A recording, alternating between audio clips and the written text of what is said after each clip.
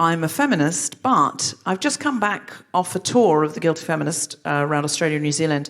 And as I was coming back, people give you feminist books and T-shirts and all sorts of things as you go around, which I love. I love. If you're listening and you've given me such a thing, I'm delighted to have it.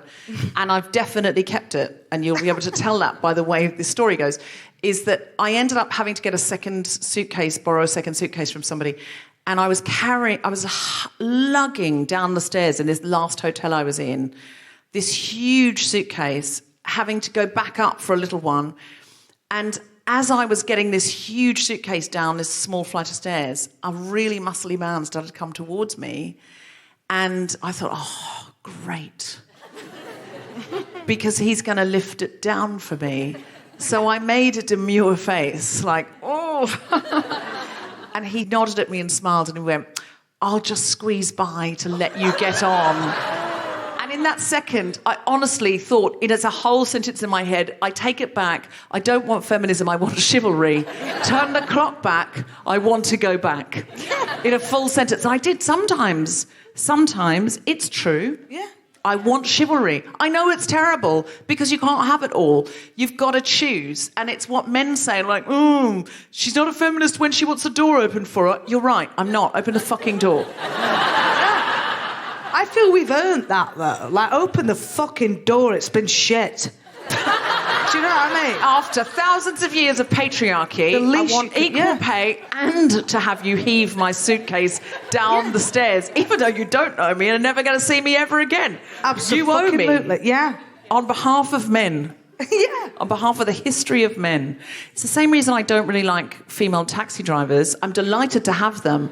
But it's if I've got a suitcase, I think, I can't really ask you to do it. Like, I've got to do it myself. So I'm like, I want them to be there. Yeah. How do you feel about an old man? This is always a tricky area. How do I feel about an old man? What, in general? Or... Well, no. What, to date? Or... No, well, it's all up for grabs, but I just mean to pick up your suitcase. You know, you get an Uber driver and he's dead old, but he's like, I'll get it. And he's like... Oh, yeah. And there's a bit of a moral quandary, isn't there? Because on the one hand, he needs this, you need it, but he might not walk again. Do you know what I mean?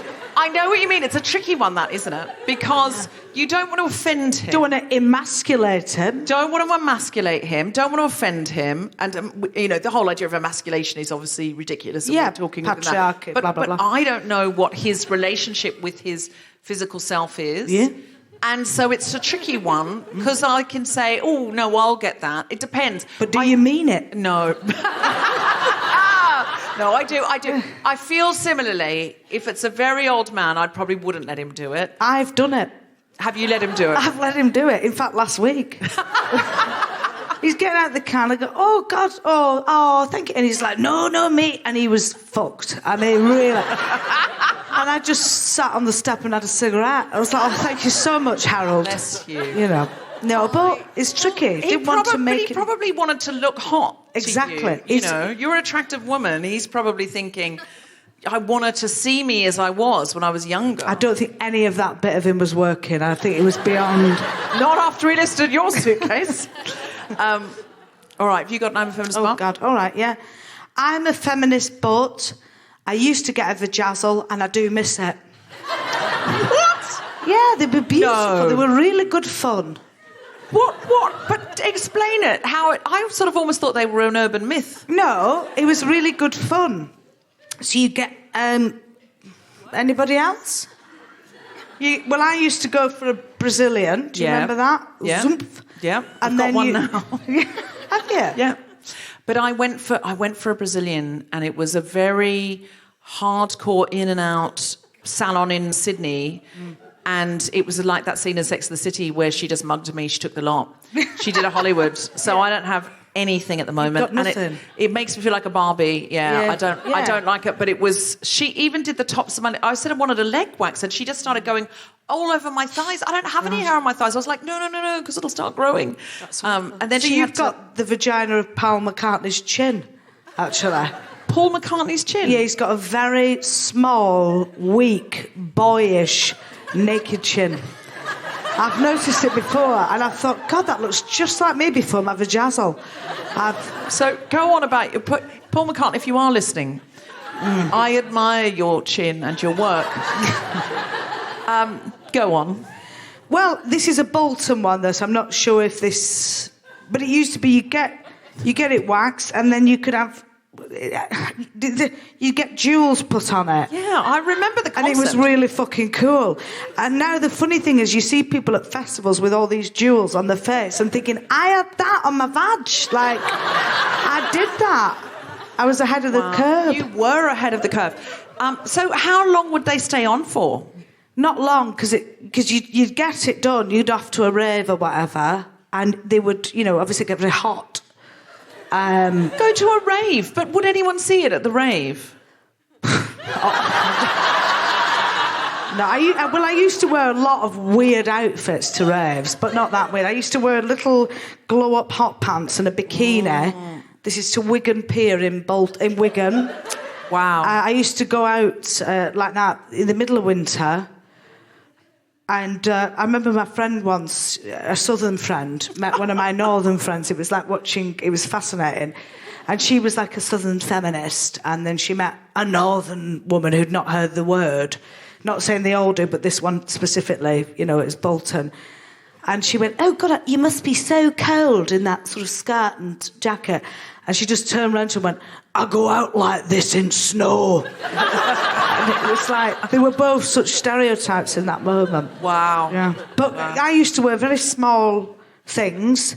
And then, the jewels, it was more for, the after party, really. Yeah. And what responses did you get to it if someone saw it? Were they thrilled to see it?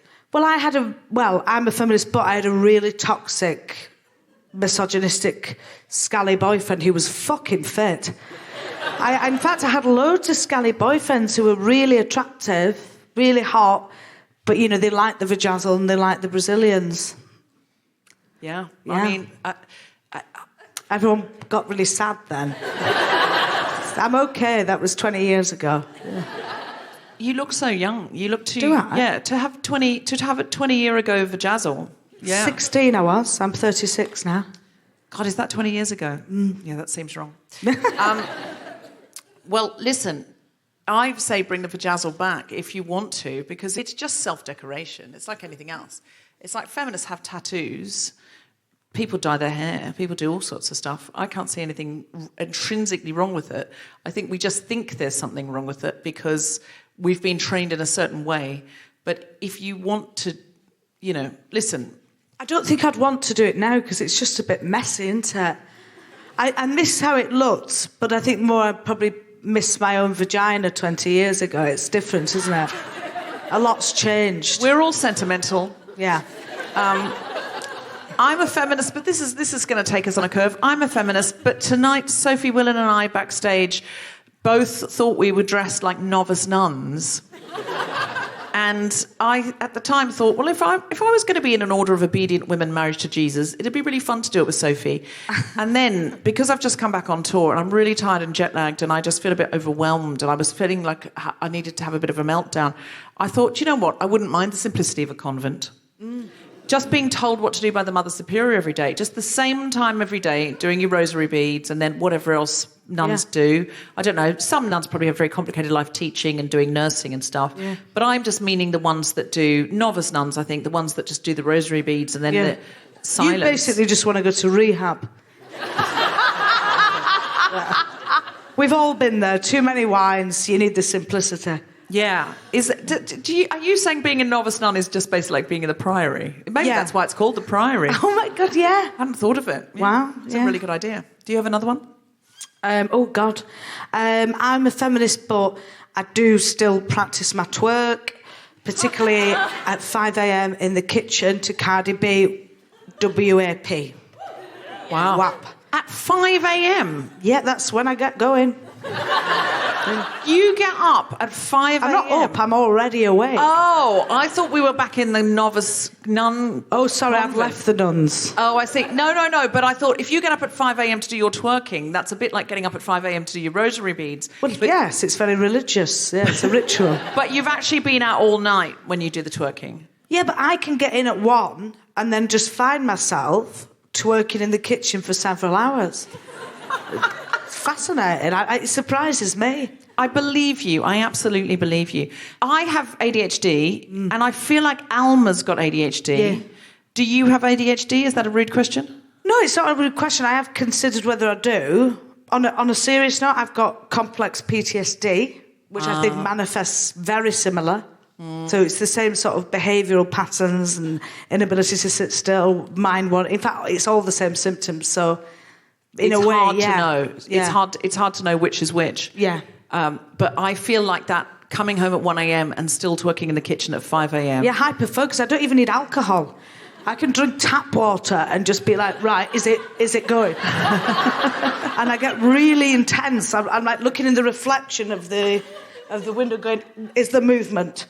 And I get really serious. Like About what? About the movement of the it. arse, yeah. And improving. Improving, yes, always with hyper-focus. It's important to practice. I feel like I want you to come around to my place. We'll give each other vajazzles, and then you'll teach me to twerk. Yeah, we're basically in a Cardi B video with 2 nuns. Yes. Live from King's Place in London, the Spontaneity Shop presents The Guilty Feminist with me, Deborah Francis White, guest co-host Sophie Willan, and our very special guest, Natalie Winter, Meghna Jayanth, and Samantha Béart, talking about gaming.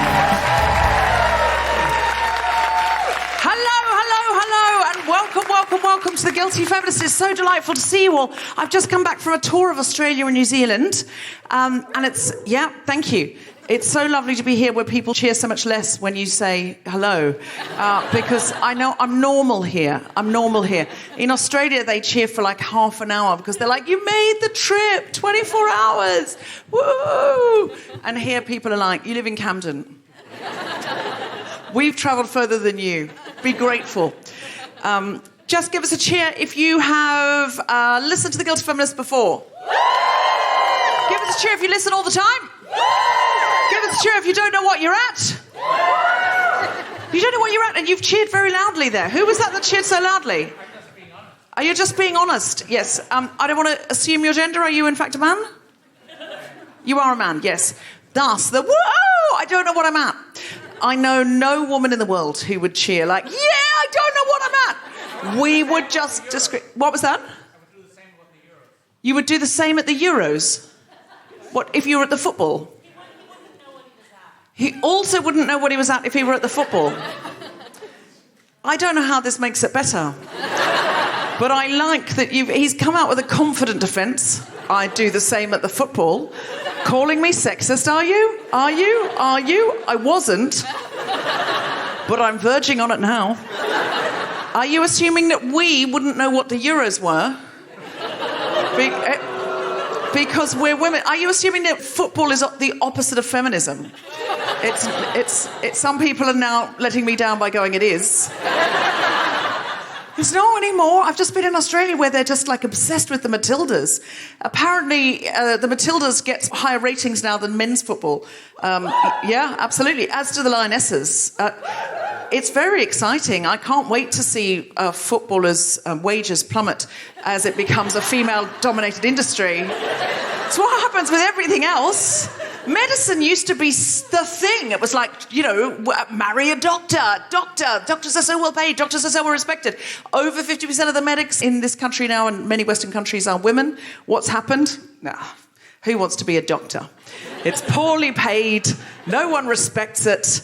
I saw Keir Starmer today. I didn't see him say it. It was just a flash up on my phone that said Keir Starmer said he is going to bring in cuts to all services, social services, and there's no chance of him putting taxes up. I think it might be just a last-minute thing of going, please, if you're Tory in any way, vote for me. I'm going to be a Tory, just not a corrupt Tory. I think that's what he's advertising now. I think he's going, look, you're going to get Tories, just not ones that give all the contracts to their brothers-in-law and best men, because that's basically what it's been.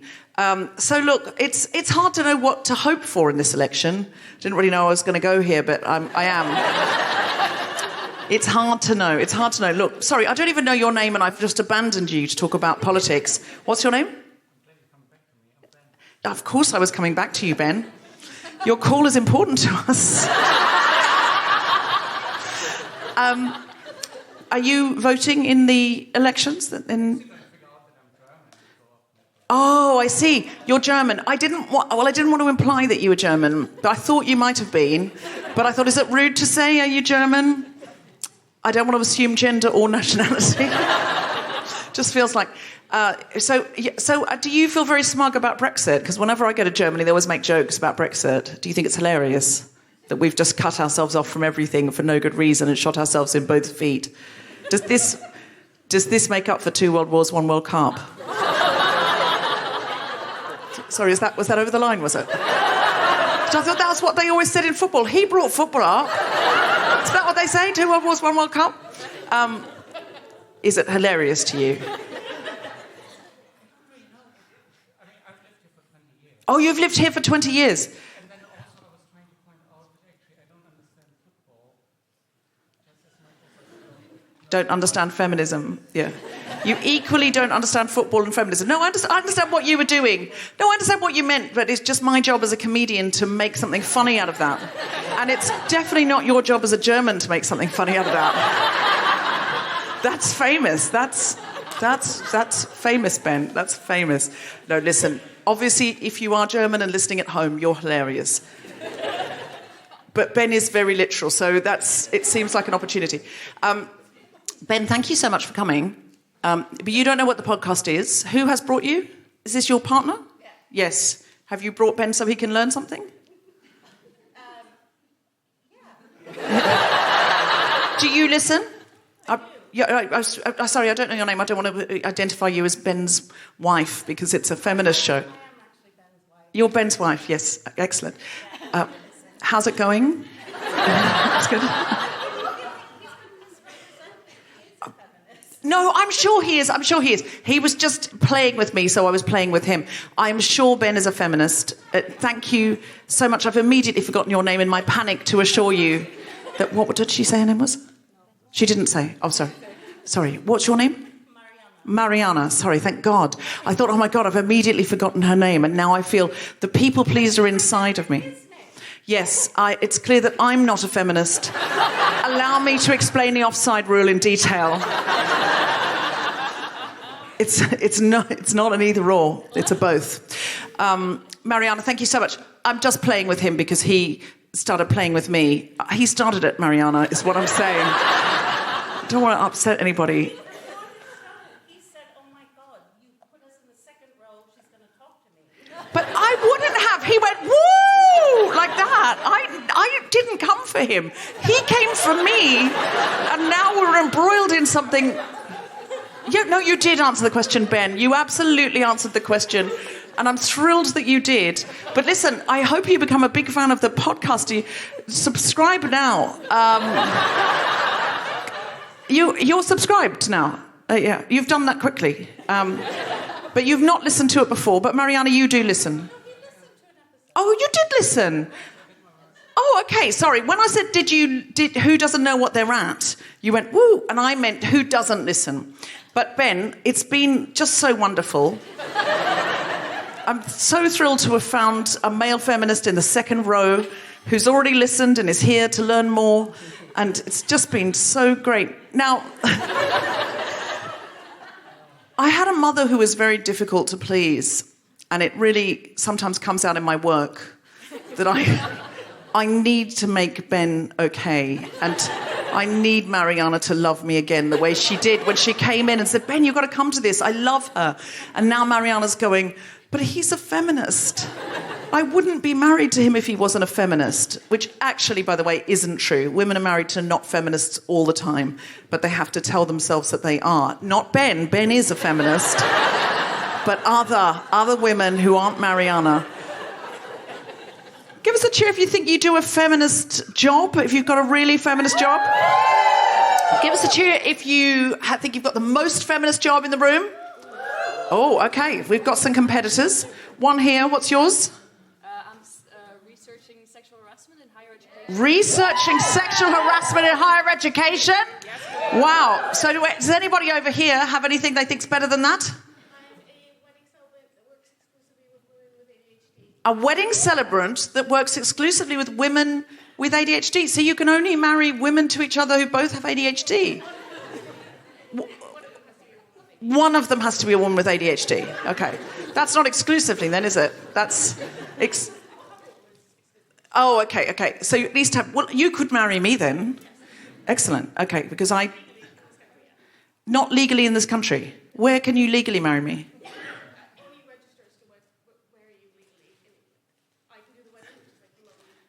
Oh, sorry, you're just now worried about me finding the right venue. We've really leapt forward there, but not here right now. But also not here right now because I'm already married, so there'd be all sorts of legal complications with that. But just give us a cheer if you're a woman with ADHD. Excellent. So, look, there's loads of customers here. Just give us a cheer if you're not yet married. Sorry, but that's bigger pool than the ADHD is. Just give me a cheer. She seems lovely. What's your name? Beth. Just give us a cheer if you would pretend to have ADHD so Beth would marry you. Excellent. There's a lot of customers here. Do you do testing or do you just trust them? It's self-declared. You have to be a self-declared ADHD person. I think nearly every creative person I know has got ADHD. I don't really think it's a disorder. I think it's just a different sort of brain. It's just a lateral brain. It gives you loads of skills to be able to do loads of stuff that more office-based brains can't do. Let's give us a cheer if you've got a more office-based brain. You like a clipboard? Excellent. You're very thrilled with the clipboard. Do you find ADHD people really frustrating because they won't pack for the airport? Yes. Because I'm married to someone who always has a clipboard. What was that? Pack 3 weeks in advance. Yeah. We understand that you hate us, and we don't care. We are still going to pack half an hour before and then forget things and have to ask you for them because you packed them, because you packed 3 weeks ago. You've packed them for me. Oh, that's lovely. Excellent. I'd like to marry you. How do you think, Beth? What do you think? Excellent. Are you already married? No? Okay. Tom, it's off. He also packs for me, but only out of frustration. And come in. Welcome. Come in. Big round of applause for the latecomers. Are you late because you've been smashing the patriarchy? You've been doing late feminism? Yeah. All these people got here early enough for a glass of Chardonnay and to find the best seat.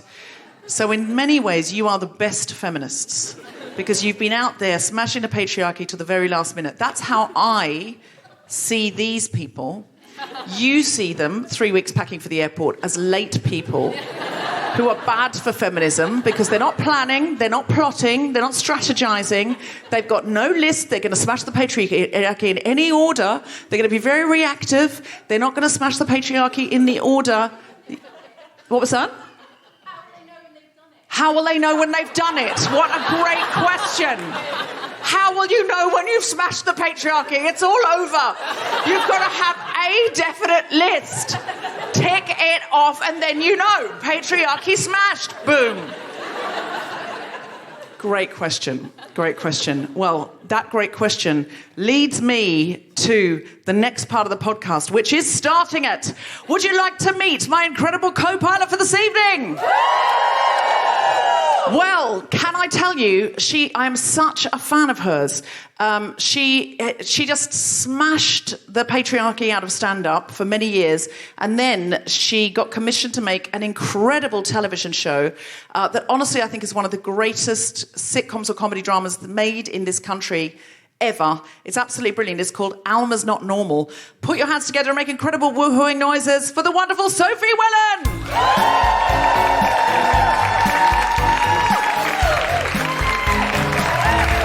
Darling.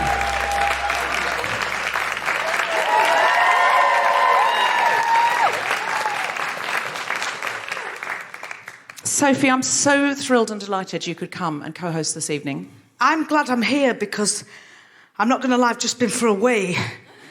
And I heard you say, Sophie Willan, and I've just sprinted. Oh, really? Yeah. God, no one would have known. Well, apart from the fact that I'm out of breath, but... Yeah. And that you've told us. Yeah. I mean, John was looking very worried. John? Your sound guy, your stage manager. Oh, was he? Yeah, he was panicked. He was in a look, state of panic. Honestly, had you not come through the door, well, Ben and I would have made a bit out of it. Yeah. Ben's my comedy double act partner. Yeah. He's German. He's lived here 20 years. Oh, Ben, I saw it all. Yeah, on the screen. Yeah, he knows less about football than he does about feminism. But he's signed up to the mailing list. Yeah, You've subscribed. I think he's subscribed to the podcast. That's the impression I've got. And you're taking out your mother issues on Marianne. I've seen it all. Look, we've all got mother issues. Yes. In fact, your show is in many ways about parental issues. Yeah. It's absolutely extraordinary. Alma's Not Normal's had a second series. So if you've seen the first series, you know how exciting that is. A lot of it's about having been in the care system. And there's so many feminist themes, and Sophie is honestly one of the funniest people. I kept pausing today because I got a sneak preview because I'm doing this, but I kept stopping it to write down lines of dialogue that I could quote tonight. One of the lines of dialogue was, it's about somebody who's an old person who's suffering from cancer. One of them says, "You'd think she'd be too tired to be a cunt, but she seems to have a lot of energy for it." And it's just stuff like that. Every other line is just absolutely extraordinary, and I was so moved. So I was crying and laughing for the whole time. It's just absolutely brilliant. The themes that you managed to deal with are absolutely amazing. So I'm so thrilled at how you can be so funny about such serious stuff. I just don't know. But I'm so thrilled to have you here tonight. I'm happy to be here. Yeah, well, that's so lovely. How have you been since I saw you last? Have you been having a feminist time or a guilty time? I think I'm always a bit of both. It's very much like my breasts, you know. Your breasts? Yeah, one slopes down, one slopes up. You know, there's a constant battle. Yes. You know. I feel the same. Well, this is the right show for you then, because we are both guilty and feminist. It's interesting. What night of the week is it? Is it a Wednesday? I'm quite jet lagged. Is it a Wednesday? I want to say Wednesday. If this is London, it must be Wednesday. Just give us so I can usually tell by the night of the week. Give us a cheer if you're more feminist than guilty. Give us a cheer if you're more guilty than feminist. That's what happens on a Wednesday. We often have shows here on a Monday. The whole lot go, more feminist than guilty. And there'll be one person going, woo, for guilty, and then feeling guilty. If it's a Wednesday or later, the guilty crew come out. Yeah. What happens on a Friday? But it's carnage. It's carnage. They don't cheer for feminist at all. They're slinging the bras at the stage. That's very much because they have got bras. On Monday, they've burnt them all. So, This is The Guilty Feminist, the podcast in which we explore our noble goals as 21st century feminists and the hypocrisies and insecurities which undermine them. I'm Deborah Frances-White. With me is Sophie Willan, and today we are talking about gaming. Woo! Yeah. Now, Sophie, do you have much experience with gaming? I don't, but my niece loves it. She's 13, and she's just quite a unique kid, and she absolutely loves it. And she's gay, and she's got her own thing going on, and she's quite unique. And this is her world where she feels very accepted, I think. Because she's got an avatar. She's got her avatar, but also she's just got other people who are interested in the same thing as she is. It's just... Do you remember being a goth for a bit? No. Do you not? I was a Jehovah's Witness when I was a teenager, so I definitely don't remember being a goth. Well, you had your own thing going on. It was dowdy. Yeah, very similar. Yeah, but no, goths aren't dowdy. Goths are cool. No, it's this little world that you go into that's just for you, that's a bit outside of everything else, and I think it's so... If it's a patriarchal cult, though, it's not as good as that one where you go off with other teenagers and wear a lot of mascara. Yeah. It's the opposite of the patriarchal cult. Yes, yes. Yeah. So how were you when you were a goth? What did you wear? Well, I wasn't that committed. I had a Nirvana hoodie. I smoked a bit of weed. I got bored quickly and bought a shell suit. I followed the drugs and the boys, really. So I wasn't that much of a good feminist or a good goth. Excellent. At that point. So you were really half-baked goth. Yeah. Did you wear the eyeliner, though? Did you do a lot of dark eyeliner and black mascara? Definitely. Did you look at the ground a lot? No, I was still quite exhibitionist. Oh, I see. I was a very bubbly goth.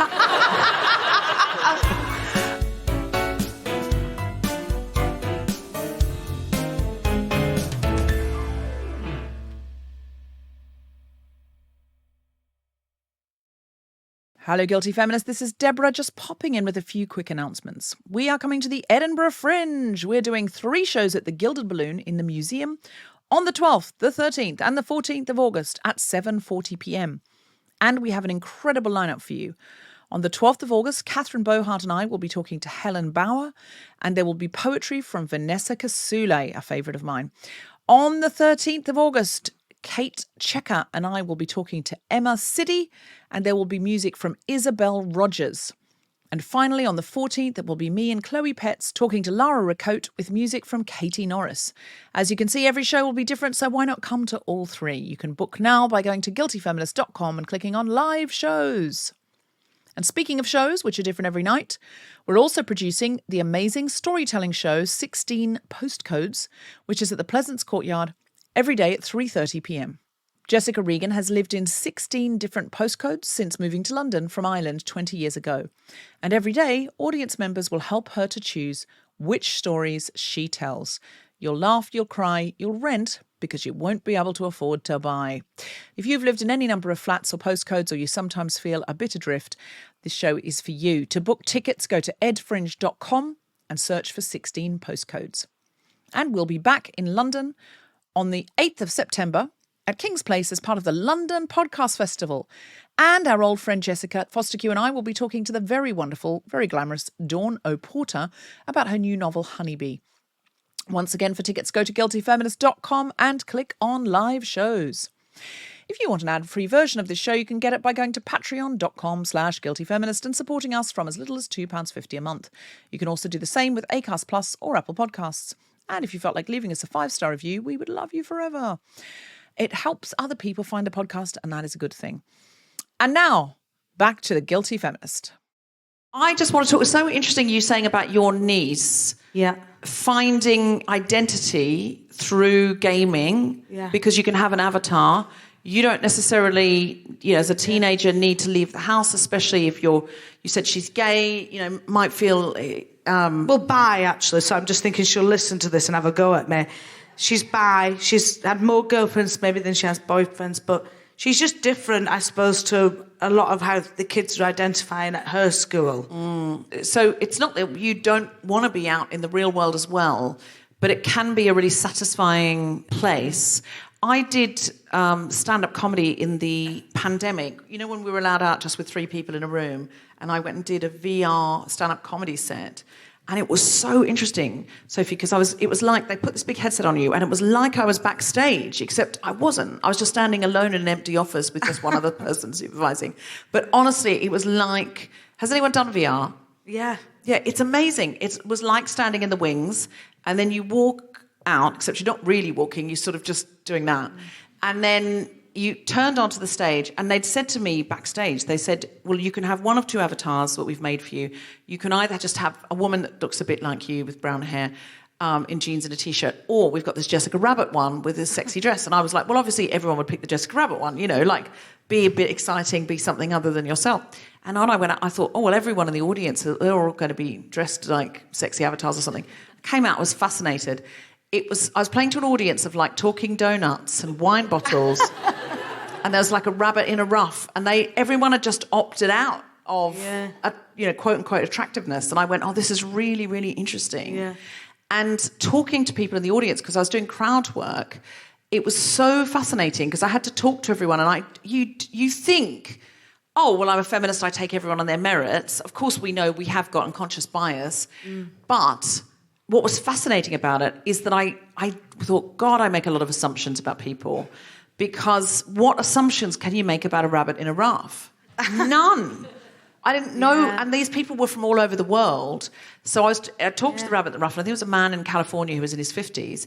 But if the next night you play the same comedy club and there's a rabbit in a ruff in the audience, do you know what you've learnt about rabbits in ruffs? Nothing. Nothing, yeah. This could be a 14-year-old in India. Yeah. So if you thought Rabbit in the Ruff was a bit of a jerk, you can make no assumptions. Yeah. And I was talking to them afterwards about it, and they said, it's really helpful VR often for trans people. Yeah, I was just thinking that. Yeah. Disabled people people that don't getting a lot of assumptions all the time. They said it's a really, really useful tool. A, for people to get to just question their assumptions, and B, for people who live with a lot of projection to have that removed. Yeah. I thought that was really, really interesting. It's really fascinating. I also think the younger generation, because they were in lockdown for so long, so I think then, like, you know, there's a whole period of your socialisation that you've not been out of the house. So I think that's quite a safe space, isn't it, to be at home with an avatar and connecting with people rather than in person. And talking to them. There was a family of that I know, and they were in a village in Austria. They're refugees, and they're Middle Eastern refugees, and they were in a village in Austria. And the parents, it was a particularly xenophobic area and racist area where parents wouldn't let their kids play with the refugee kids. And we got them a PlayStation because everyone was super into Fortnite. And then they could play with their friends. We didn't realise the benefit at the time, but they were like, oh, it's so great because we can play with our friends, because the kids don't care. No, the kids loved them. And, of course, you're sitting next to them. They're really good at football, these kids and stuff. And so they said, oh, well, the parents don't know that they're talking to us. And so we can play with our friends after school, which was super sad, but also they made them really happy that they could have this connection. But I had to go up playing Fortnite, and it was terrifying. Like, people just come out and shoot at you. And did you know this? There's just shooting going on. You shoot at them and they shoot at you. I don't know if that's a great message for the two groups that were being kept separate. No, in retrospect, I would have preferred My them to racist pay... parents won't let me shoot the immigrants. It's a difficult... It's actually a really good point that I had not fully considered. But in order to consider it further, we need to bring our guests on who are experts. Our first guest today is an actor, a voice performer and director, and a professional nerd for hire. She wrote that. I didn't write that. She was part of the directing team on the multi-award-winning Baldur's Gate 3, as well as working on a range of games, including Rise of the Ronin, Assassin's Creed Valhalla, and Lego Star Wars. Please welcome to the stage Natalie Winter. Woo!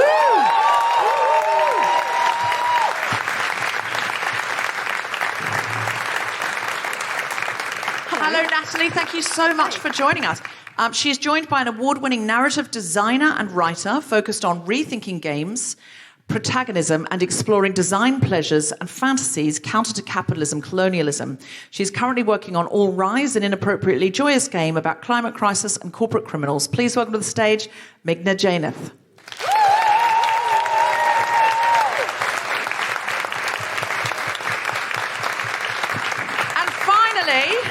We have an award-winning actor best known for their role as Karlach in the game Baldur's Gate 3, which earned them a BAFTA nomination. They are also the founder and host of It Takes a Village, a live and interactive Twitch chat show that shines a light on the people who make games with a focus on community and collaboration. Please welcome Samantha Béart.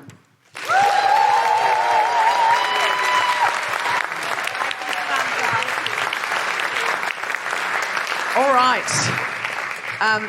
So we were just talking there about identity. Sophie was talking about her teenage niece, who's bisexual, and finds this a place to free herself from some of the projections or find herself in a safe space, being able to go out with an avatar. And I was talking about my experience with VR and how many assumptions that I realised I projected onto people without realising. And also how avatars can create a space where people can play with something different. Could you all speak to exploring identity through gaming? Yeah, absolutely. In preparation for this, you said before, I'd said I was a professional nerd for hire. I did homework. I have prepared statistics. Oh, good. I hope everyone is prepared for a rundown of numbers and facts. So there was a survey that's having a look at why people play games. And 46% of people play games to explore themselves, for self-expression. And I think if you look at the range of games nowadays in terms of who you get to play, because there's the stereotype, right, of Historically, video games, you play as a big angry man who shoots things. And there are still loads of games like that, and they're quite fun. I play a lot of games like that as well, and that's, if you want to play that, that's great. But there are so many other games out there that tell so many different stories, but one of the biggest trends that's been rising is the players being able to choose who they play, choose what their character looks like, choose their character's voice even as well. So not only in games like Fortnite, where you can dress up as your favourite superhero or favourite character from whatever genre, but within the confines of this story is in a particular fantasy world where there are certain rules about that world, you can still create someone that reflects you and make choices in those games based on whether you want to play truthfully to yourself or, maybe I'm feeling a bit evil this week, I'm going to choose all of the evil options, or all good, if you like that sort of thing. It's funny, I almost come at it from kind of the opposite angle of wanting to make players play people that they might not have played before. Because, even though games is such a huge medium, there's so many out there, most protagonists of games are kind of beardy, angry white men. And I do think that it's kind of fun to be... so for the listeners of the podcast, I'm a brown woman. So I think it's fun to be a brown woman, personally. And I think who is allowed to be a protagonist in a video game is also who is allowed to be a human being, and whose human experiences and whose power fantasies are expected to be kind of joyful. And so I'm really interested in this kind of new wave of games where you can be a woman, where you can be women of colour, where we can kind of explore all kinds of different types of rich ways of being in the world, and where we don't necessarily always use the gun as our method of communication with the world. Because, it's a pretty one-way conversation. So yeah, I think actually there's just lots of really exciting things happening, both in this kind of multiplayer space where you can kind of choose your own avatar, but also in us kind of defining what it means to be a protagonist in games. I've heard that a lot of girls choose male avatars, partly because they get a lot of sexism if they don't. How much do you think creating female avatars that girls want to use, and that sometimes I've seen on documentaries, I think men saying that they play with female avatars sometimes. How much do you think that's changing, that girls feel they have to use a male avatar? So can I speak to the fact that we've been talking about multiplayer this whole time? You don't have to play with strangers. You can play alone with NPCs that accept you for who you are. It's fantastic, and that's the only way I play. The game that myself and Natalie... Well, I don't want to deal with that, do I? The great thing about something like Baldur's Gate 3, and I think why it resonated with so many people, is that you can be absolutely authentic to yourself. You can role-play as someone else, but the world accepts you. Particularly in a human thing, if you play D&D and you're another race, like a tiefling that looks like a devil, then you will get that. But as a human, there isn't that racism towards skin that we have in our society. You are accepted by the other players in the game. It's a different system of, there'll be some oppression, but it's fantasy oppression. It's not. It's an escape. And the writers decide rather than other players, which also does help. Yeah, and the NPCs, so the non-playable characters, the people you'll meet in the world, they have their own agency. That's kind of more of a recent thing as well. And that's quite interesting because people are role-playing situations and how they might behave, and they're learning that there are consequences for their actions. So we have very heavily narrative games as well as shooty bang bang. Can I Something ask, for everyone. has there been any kind of discovery of kind of the impact on empathy, and kind of racial and gender, and like you were saying about men sometimes playing female roles, and how does it affect kind of relationships, I suppose, and empathy? I think I think we had a big kind of movement towards the idea of empathy games, like games that are meant to kind of teach you something. I actually think the best ones are ones that don't set out to teach you something, where you just inhabit these people who might be different to you, but you discover that, they have families, they have, interests and motivations and desires kind of just like you, because actually in the specificity of people's stories is often something deeply universal, right? And I actually think the best way to teach people things is through... So one of the great things about video games, as opposed to movies or books or anything else, is that you have agency in the world that you're in, and you're kind of inhabiting this protagonist. So it might not quite be you, but it is kind of you. And as a result of that, we can play out, like Sam was talking about, we can play out choice and consequence, and, you can kind of try out different things. And I think it's almost like a more Socratic way of learning in a way, right? Because you're learning by doing. I didn't mean you teaching. Yeah. I meant, have you noticed that's been a kind of impact of what you're doing? Oh my God. I can say anecdotally, I'm not sure if there's evidence, but anecdotally, I wish there was more studies. I know about that. 2 people who discovered they were bi from playing Dragon Age. But that go. happens to all of us. You will turn. Only 2. Just a fact. It's a matter of time. Only 2 people. Only 2 people. I said 2 people I've met. That's what I'm saying. Personally met, and I know someone who explored their transness in the most safe space, because again, you're not playing with strangers and you're playing in a world where people completely accept you for who you are. So what a safe place to try that out. I got to say, so the game that I worked on most recently, it's called Thirsty Suitors, and it's this ridiculous immigrant narrative about like coming back home after a horrible breakup, fighting your exes, and the final boss is your maternal grandma. So it's about, really good. I've played it. It's amazing. It's about unpicking generational trauma and the power fantasy of telling your parents how you feel and having them listen to you and learn and grow and change. Could I do that? I could do with that myself. And so there's loads of my immigrant friends or queer friends who came to me after playing it and said, actually, my dad has never really accepted me, and Jala's dad, the protagonist in the game, is this very gentle, sweet brown man, and it was so healing for them. Or they said, actually, my dad was really sweet and gentle, and I've never seen a brown man be portrayed as gentle in a game. So it can function both as like a fantasy for people who haven't had that, but also representation for people for whom that's kind of reality. Yeah. So can I ask, you're saying this power fantasy in the game. So most power fantasies in games, I think, are quite violent, or that's the stereotype of it. Mm-hmm. Clearly, you're changing that with the kinds of games that you're acting in and directing and writing. Mm-hmm. But you're saying a power fantasy in a game can be healing generational trauma by talking to your maternal grandmother and having her say, we're sorry about the generational trauma that we've perpetrated.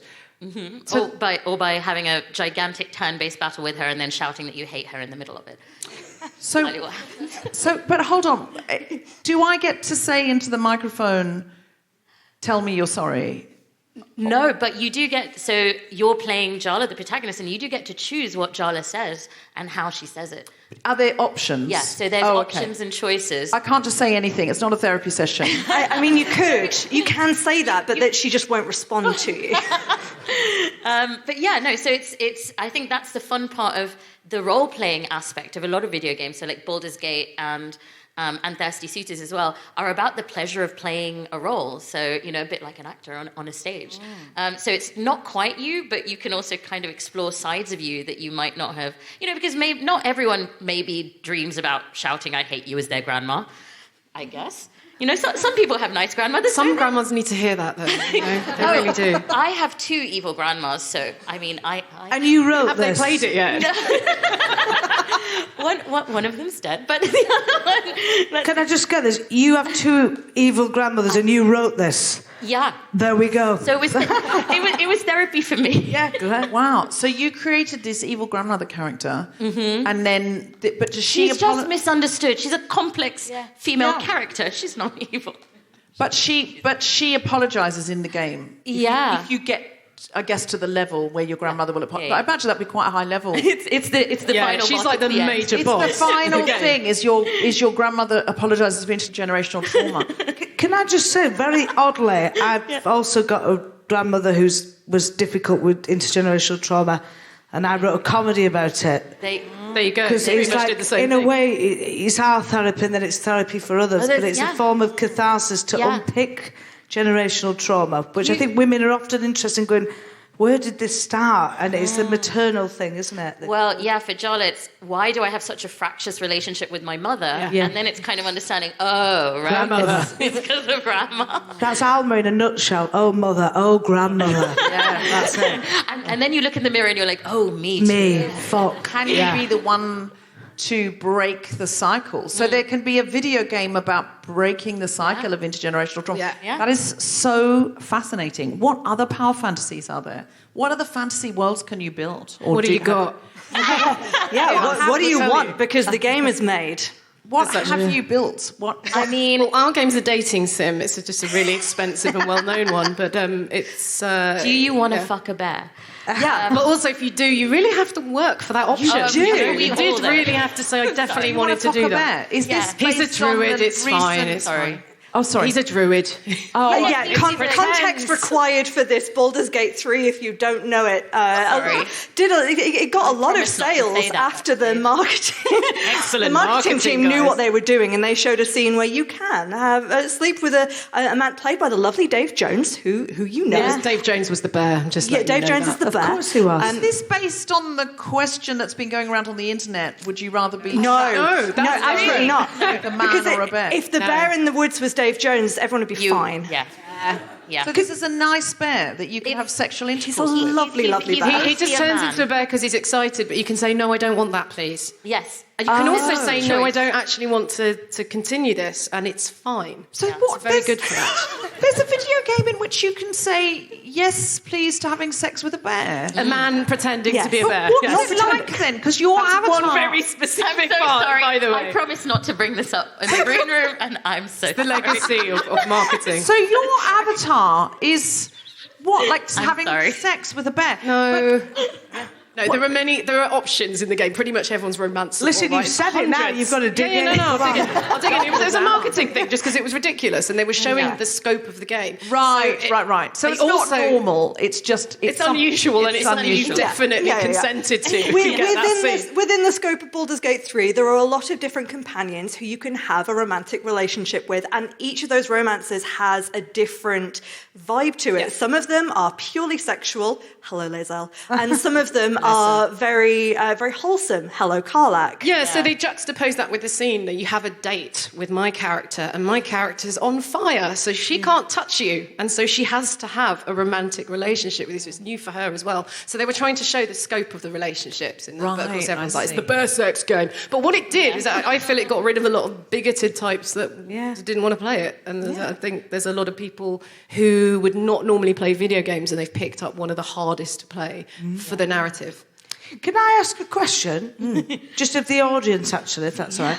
I just because the gaming world's very new to me, and I'm on the cusp of a millennial/Gen X. I like to say millennial, but I'm on the cusp. You're a cusper. I'm a I believe that's cuspy. the term, I don't want to fuck a bear, but who knows? You don't have to. That's the beauty of it. But I was just interested, to ask about how many other people know the gaming world here. Hands up, please. Come on, let's see. Oh, more Hands than I down thought. if you know me, Sam, or Meghna personally.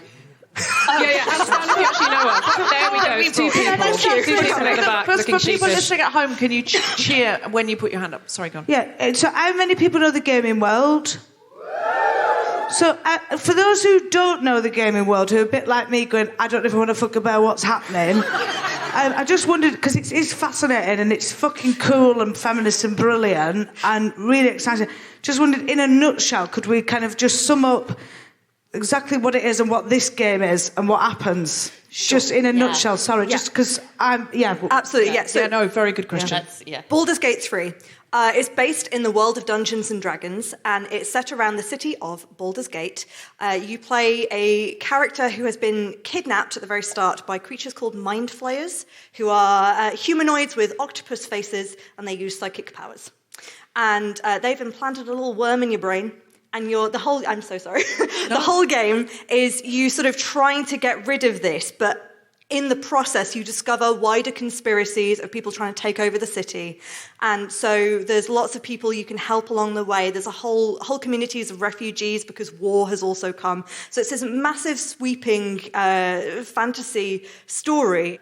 So they that's programmed basically as it. many different options as they could put in, which is quite a feat in itself. Yeah, you can, within that world, that means that you can play, you can choose the race of your character, the gender of your character, you can choose how they play, so what class they are. So do they interact with the world with magic? Are they a wizard? Or do they go around with big axes and big muscles like a barbarian and slash things? So you can choose how you play and who you talk to, who you want to have relationships with, who you help or hinder along the way. And you can do it with your friends or on your own. And there's loads and loads of choices and kind of moral dilemmas. And it's honestly just about kind of collecting this ragtag crew of incredible sort of people to go on this adventure with.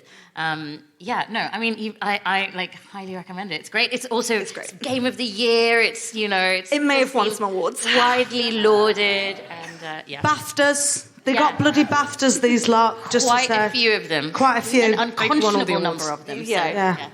And, gaming has had a terrible reputation for sexism, famously Gamergate, Yes. where women were bullied out of gaming and worse than bullied. Yeah. What's the positive going forwardness with gaming? Because you seem to be powerful women in gaming. Yeah. What's the positive now and next steps for gaming? What can it do for us as feminists? And where's it going in a good way? Yeah. Do you want to go first? Go. Well, I think as a developer, because you will have actually great points in statistics.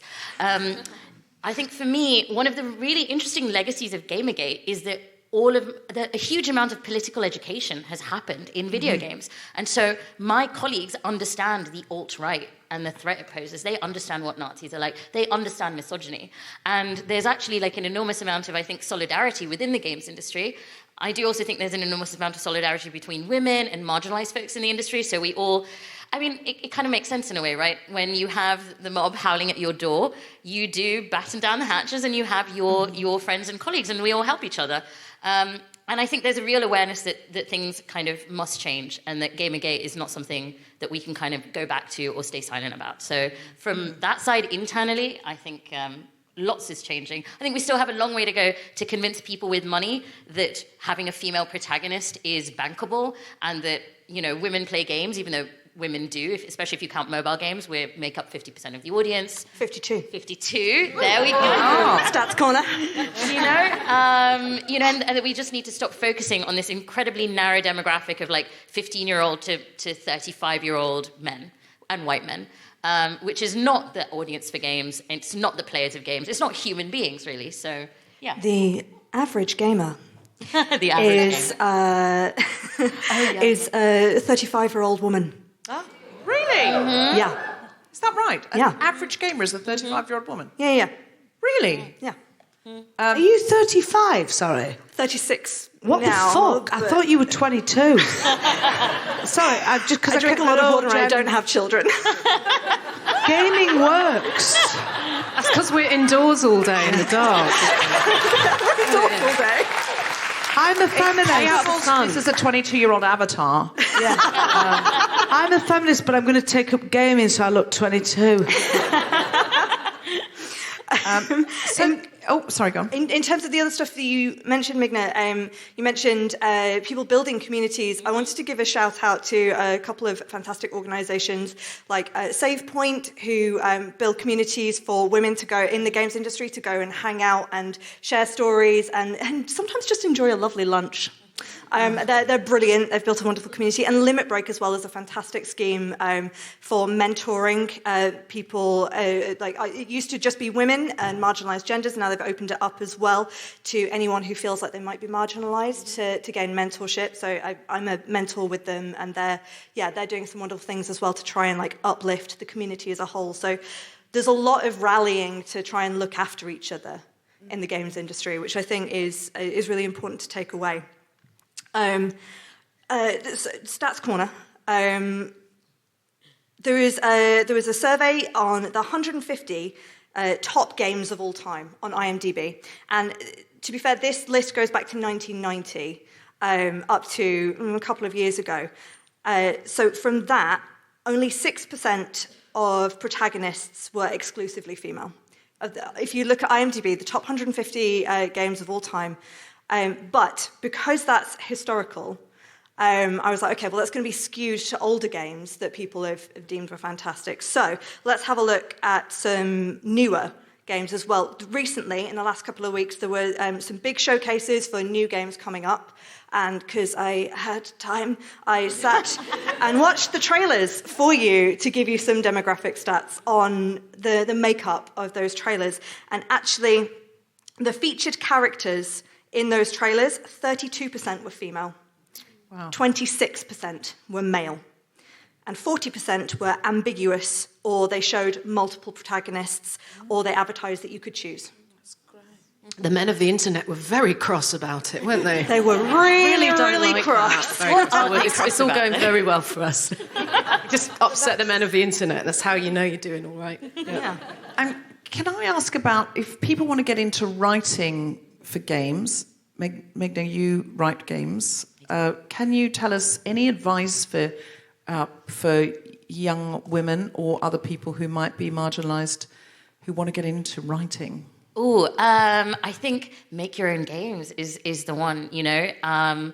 There's loads of great free tools out there like Twine and Ren'Py and kind of loads of other things. So I think in making a game yourself, you get to understand all of the sort of technical possibilities that make games different from writing kind of films or movies or books. But I also think that perspectives outside of the ones that are most represented in the industry are like wildly necessary to us. And also please come into the games industry and have read a book or seen a play or anything else, because we are so fixated on video games sometimes and we're really inward looking. And, you know, if we want to be, you know, games are somehow this unstoppable cultural force and they seem to be taking over, whether we like it or not.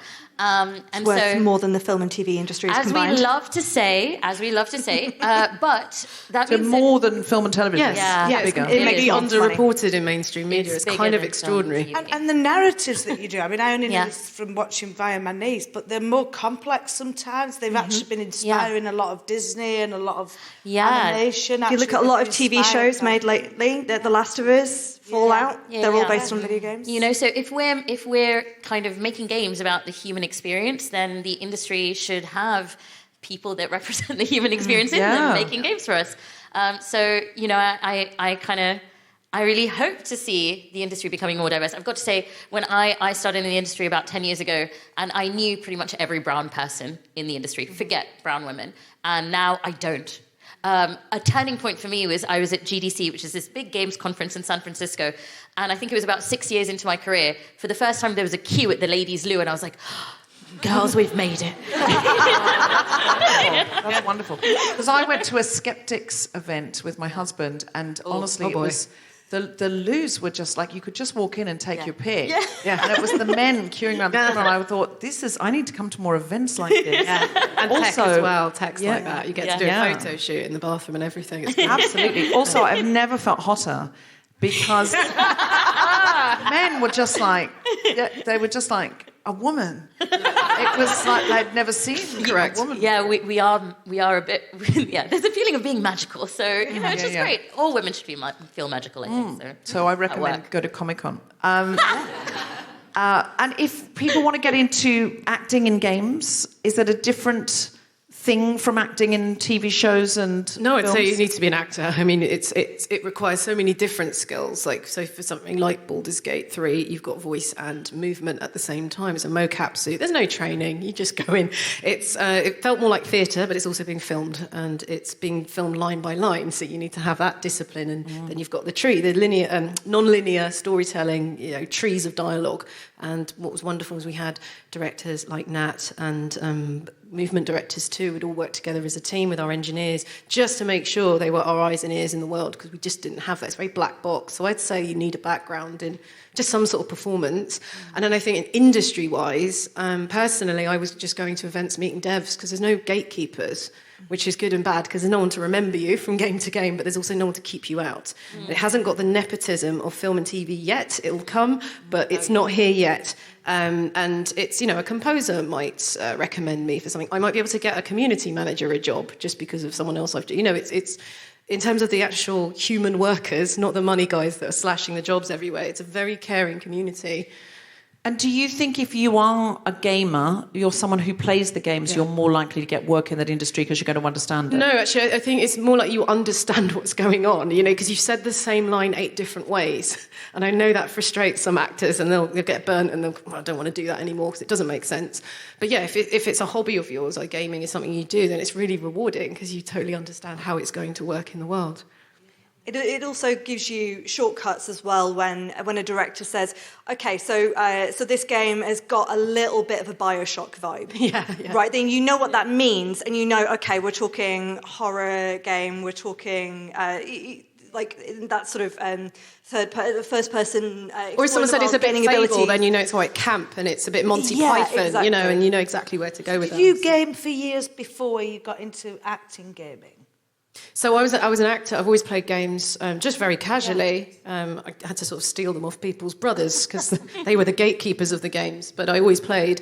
And there's no sort of coverage behind the scenes who makes this stuff, which is why the show I do called It Takes a Village, which is on YouTube, is trying to shine spotlight on these people because the actors are the most visible, and yet still no one's heard of us. So that's saying something.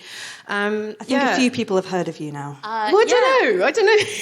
I think a few people have heard of you. I'm trying. I'm weaponising social media for the greater good. And aren't you like rock stars, you lot? Because like the gaming actors are like, when they go to the Comic-Con things, they're like rock stars, aren't they? In certain contexts, yeah, but it'll be the same for you. In certain contexts, everyone in the room knows who you are, and others, you're completely anonymous. But the gaming nice, world actually. is like rock pop stars. The fans are mad. I'd say it's more like sci-fi and fantasy is always going to attract that adoration, I think. This is It's wonderful, lovely. isn't it? They're lovely people.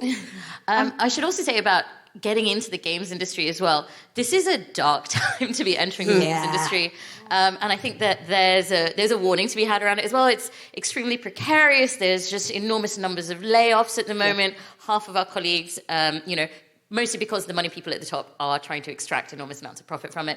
So, there is that warning as well. I don't just want to say, please come be welcome. Of course we need you, but are we going to treat you well as workers? I don't know. But, if you want to come and fight for it with us. But that's why it's great that we have each other, and we do have each other. It's such a really nice, close-knit community. Absolutely. And there's unionization movements and there's community organization and there's all kinds of things because we're all in this late capitalist hellscape, and unless we all kind of come together collectively, they're going to steal the money from our pockets and destroy us. So Right. So to be taken under advisement if you're interested in this industry, but it is a whole huge world that if you don't know anything about, but you think you might be interested in, what games could someone start with if they've not played a game before? I feel like Natalie has a list. Do it. What games are feminist, do you think? What games? Okay, because that's a different question. Because I was going to say, I something love Baldur's easy Gate, but don't and- start with Baldur's Gate. Because this is the thing with games is that compared to every other entertainment platform, there is a barrier to access. And that barrier is both financial, can you afford to buy a console or a PC that's powerful enough? And it's also, do you have the fine motor skills to do what the game developers have asked of you? No. Okay. There's also something called the Let's Play, where for free you can watch Yes. someone on YouTube play it. There's no money involved. So if you're just So curious... If you hear of a game that has a really good story and you think, I really like the sound of that, then you can look up on YouTube and see if people are playing it to find out more about it. That disturbs me that so many children now just watch other people play games on YouTube. So they don't play Minecraft anymore. They watch people play Minecraft. I find it worrying that we're watching other people play games. Am I just old? Or is that genuinely worrying? Do you watch Gogglebox? I was going to say, No. how do you feel about sports? Watching sports? No. So I don't like it. No. But Except that other Ben people and will go and Ben watch. and I don't understand football. I'll explain to you afterwards. I don't know. I see what you mean. Yeah, It's like watching spectators, someone play sport. yeah. But I see what you mean. I suppose it's not different. If I'm happy to watch Wimbledon, shouldn't I be able to watch the best gamers in the world? I suppose so. It just worries me that like the kids that I knew used to play Minecraft and I guess build stuff. I don't know much about video games, but clearly. But they'd build stuff on Minecraft and then they were like, oh, now we're just watching these other people play Minecraft. And I'm like, no, build something yourself. So if I'm going to get into games, I want to know what's an easy game that I could play that I would feel a bit feminist playing. You should play Thirsty Suitors. Yes. Thirsty Out on Suitors. Thirsty Suitors, which is the game that I made. It released last November. It's on all consoles, and soon it will also be out on phones. So it's out on Thirsty Suitors. It has a very silly name, but it's the one about intergenerational trauma. It is feminist. I made sure it was feminist. Thirsty Suitors. Okay, so but everyone's Sophie, horny for you. You're going to come over. Yeah. I'm going to find someone with a console, and you're going to come over, and we're going to play Thirsty Suitors. Great. And we're going to solve our intergenerational trauma together. It sounds like a hefty evening. We need Ben. Yeah, and you're gonna be your 5 hot but toxic exes, and you're gonna have messy, like cathartic conversations with them, and then try and make friends again. Yeah. So this is... when does it come on an app? You were saying it's going to be on phones. Yeah, I shouldn't have said that. But it will be out on phones at some point.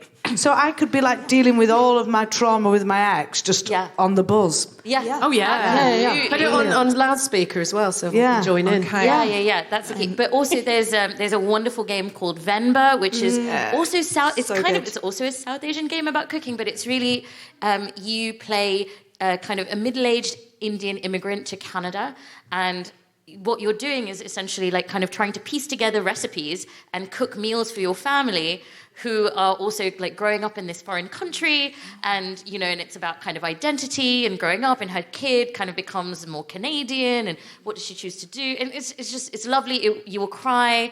It sounds like an independent film. Yeah. Absolutely. I think you've really blown apart experience. my idea of what games are and what games could be and what they could do. Yeah. I'm being wound up by the producer. Is there anything you came to say that you didn't get to say?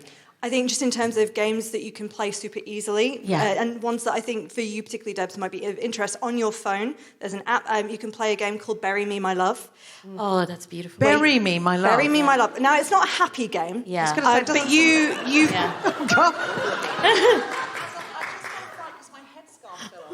I need glasses. Whether or not I'm going to be able to play Bury Me, My Love. I'm going to have such trauma, I'm going to have to play this other one to get over. Oh, it's very absolutely. silly. Yeah, the thirsty suitors will sort you out. But Bury Me, My Love is you play a Syrian man whose partner is escaping. So this was obviously made a few years back at the height of everything going on there, and you are texting your partner, trying to give her advice on where to go, who to speak to, who's safe, who's not safe. Don't speak to that person. Try and get on the boat with this person. So it's quite an intense game, but I think in terms of games that allow empathy, you can play it on your mobile phone. Can I ask one question? Yeah. Beautiful. If you wanted a little bit of light relief, say. Oh, yeah, absolutely. How dare you? We're talking about video games here. That sounded sarcastic, I didn't mean it, but that's beautiful. But say you did want to go the opposite end of the spectrum. Yeah, sure. Again, that sounds sarcastic, don't mean it. Yeah. No, I'm just looking at the list of games that I wrote down, and actually all of them have quite serious undertones as well. Can I chuck something in while you're thinking? Legend of Zelda. It's beautiful. Zelda. Good fun. Legend of Zelda. Any of them. There's loads of them. And they're just easy and they're fun and they're open world and they're beautiful. And is it about a woman called Zelda who was a legend? Yes, it is, actually. But she's not the main character. A very androgynous-looking character called Link. Fabulous. Excellent. Exploring the world. And there's a lovely, it's kind of sad in a way, but a lovely little mobile game called Florence, which is actually about kind of falling in love and then and breaking up, and it has an interracial couple in it. I'm sorry, it's sad in a very lovely way, I think, Well, listen, you've really sold me. I'm going to have a go at some of these because I think I probably should know what's going on in the gaming world, and I don't want to get addicted to anything. No. But be careful out there. Yeah, watch out for Baldur's Gate 3. It's several hundred hours long. Yeah. Yes, I won't be doing that one. But you're good, don't worry. I'm going to have a try of some of these ones. I'm going Legend of Zelda first, then into intergenerational trauma. I think intergenerational Slide right in. I'm ready to Feel it. intergenerational trauma. You have been listening to The Guilty Feminist with me, Deborah Francis-White, guest co-host Sophie Willan, and our very special guest, Natalie Winter, Meghna, Jayanth, and Samantha Béart. The recording engineer was Chris Sharp. The Guilty Feminist theme tune was composed by Mark Hodge. The producer was Tom Salinsky for The Spontaneity Shop. Thanks to Rachel Craftsman, Gina Dicio, Zainab Mohammed, and everyone at King's Place, as well as all of you for listening. For more information about this and other episodes, visit guiltyfeminist.com.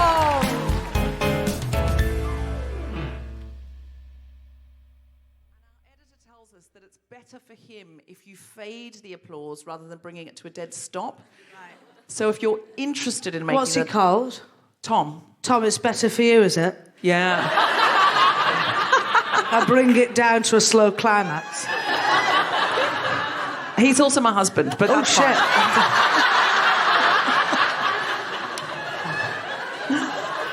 It's fine. I'm a feminist, but It's fine.